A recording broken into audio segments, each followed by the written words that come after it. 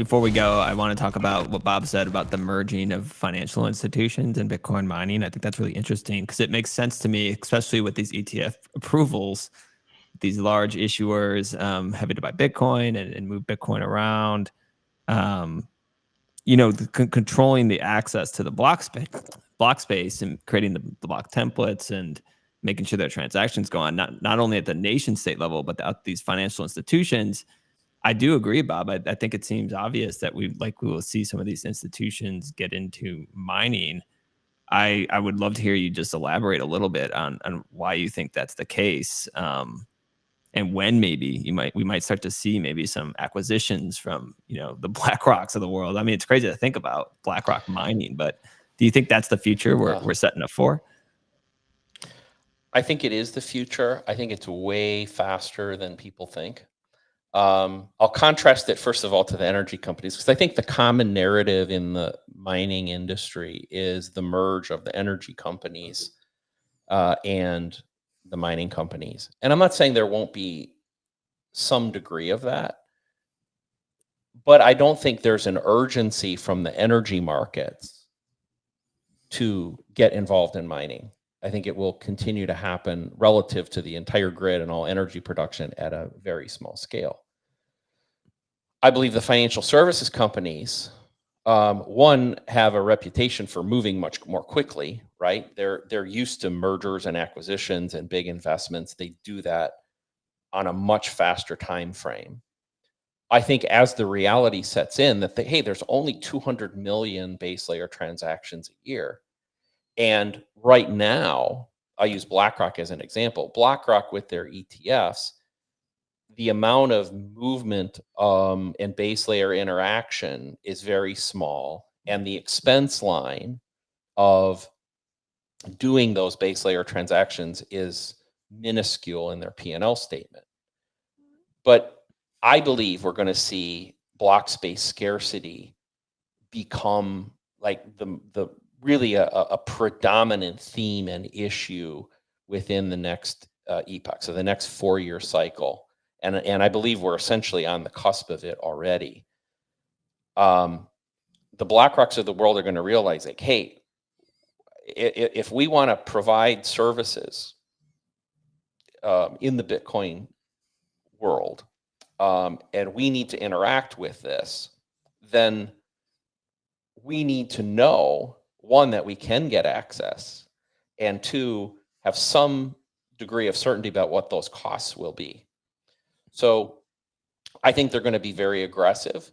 The Bitcoin mining industry is still tiny, right? I mean, the revenue in 2023 for the entire mining industry was something on the order of $10 to $12 billion.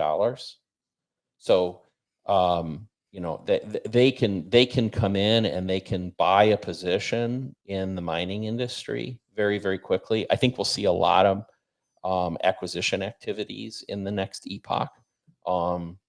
Big companies like that trying to buy private miners, trying to get controlling stakes in public miners, establishing relationships with mining companies who are doing block template creation, all that sort of stuff, I think is going to be a massive piece of the next cycle.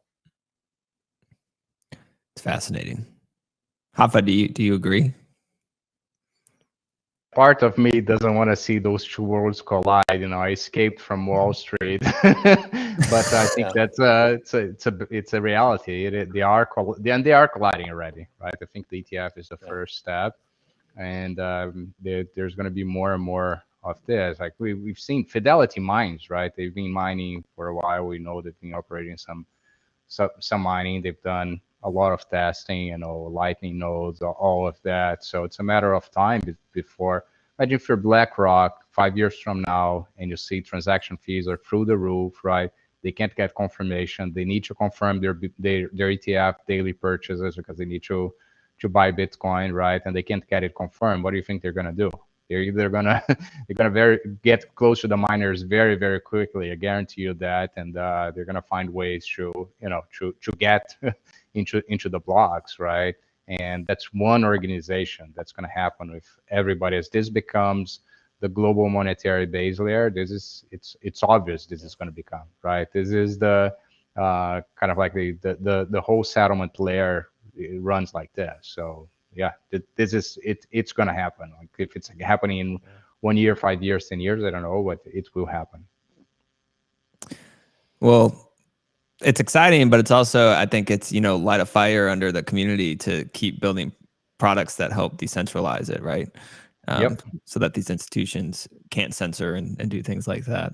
But Bob, you've called the ETFs, gradually is over, suddenly is here in terms of where we are in the Bitcoin. You said it marks the end of the Bitcoin introductory period and kind of creates this new era. And you also just announced a new partnership with FA Magazine, Financial Advising Magazine, and that's exciting. So why don't you tell a little bit about that and maybe your overall thoughts about this ETF being this new era and what it means? Yeah, and I think it was, to be clear too, the ETF was just one more brick, like on something that's been being built for a long time. But I do think genuinely it marks the end of an era. And my relationship with Financial Advisor Magazine somewhat is an indication of this transition too. So for those of you who aren't familiar, Financial Advisor Magazine serves, it's something on the order of 800,000 financial and wealth advisors in North America. So it's a publication that kind of is an industry specific publication.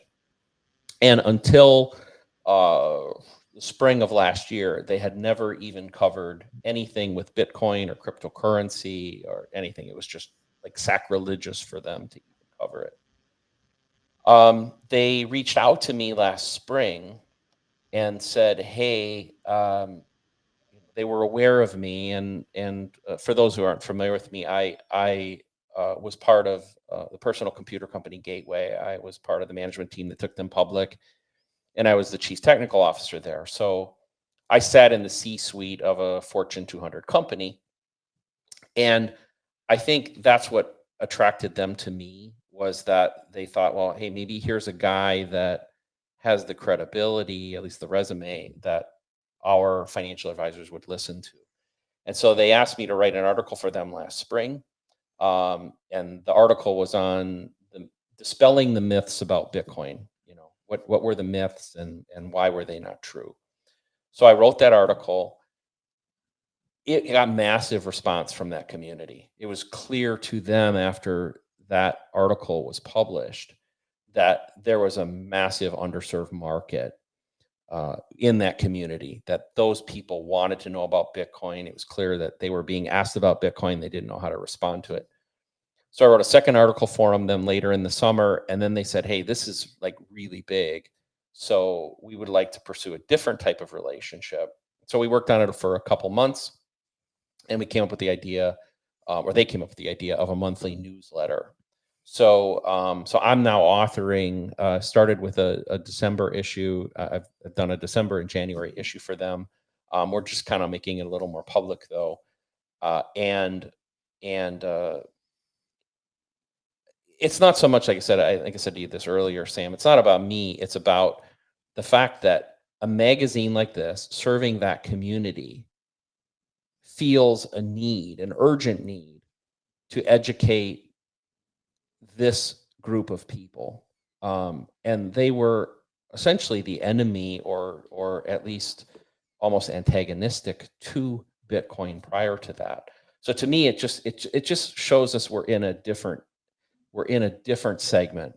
And I'll say one last. Oh, go ahead, Sam. I'll stop there. No. I had experience back in 2018 talking to a lot of financial advisors, and I was kind of baffled by the lack of education then. Laughed out of the room. I realized this was really early for that community. So it's exciting to see that shift happening, and it kind of represents a new era, I would say. I agree completely. And then one of the reasons why I spoke to them was I saw them as like a one-to-many orange pill, because obviously they're talking to a lot of their clients. They manage trillions of dollars. And once they're better educated in Bitcoin, they start to tell their clients, who then start to tell their friends. And it's kind of this one-to-many where they're the ones giving advice. And if they're better educated on Bitcoin, it's really exciting for have somebody like you who's now writing a monthly newsletter who can educate them properly on this new asset class. So kudos. That's all I was gonna say. Yeah, It's well, great. thank you. Like I said, I'm honored, and one last thing, just about the kind of the end of the era. I think that the halving is part of that too, and so I'm kind of on a macro level, just kind of saying the halving's already here, right? I think that this halving is material in that the subsidy is now so low in Bitcoin terms that it's kind of like the beauty of what Satoshi created is it's now kind of getting to that point where it's like, hey, you're not a child anymore. That you're entering. I kind of view it as almost like you're not a child anymore. You're entering adulthood. The subsidy is basically over.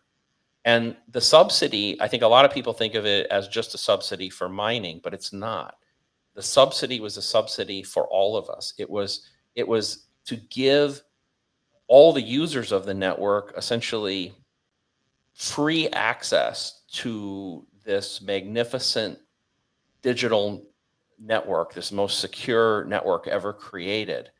And the free ride's over. It's like, hey, you've turned 18 now, you're off on your own, start earning your keep.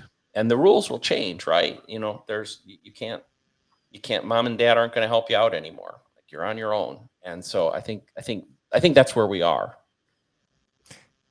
Yeah, I mean, the halving certainly, like, block subsidy is getting pretty low. I mean, there's no way about it. There's already been 19.6 million Bitcoin mined at this point.